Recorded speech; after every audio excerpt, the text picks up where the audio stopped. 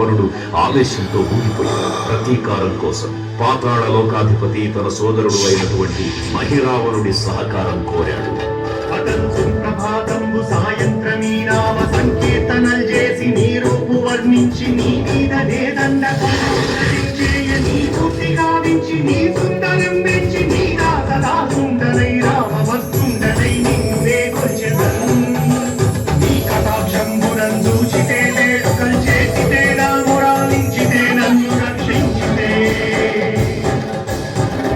తంత్ర విద్యలో ఆరితేరిన మహిరావణుడి దాడి గురించి విభీషణుడి ద్వారా ముందుగా తెలుసుకున్న హనుమంతుల వారు తన ప్రభువుల విశ్రాంతి మందిరానికి కాపలా ఉండగా ఆ దుష్టుడు లోపలికి ప్రవేశించడానికి పలు ప్రయత్నాలు చేసి చివరికి మాయోపాయంతో విభీషణుడి రూపం ధరించి మందిరంలోకి ప్రవేశిస్తాడు. నిద్రిస్తున్న రామలక్ష్మణులను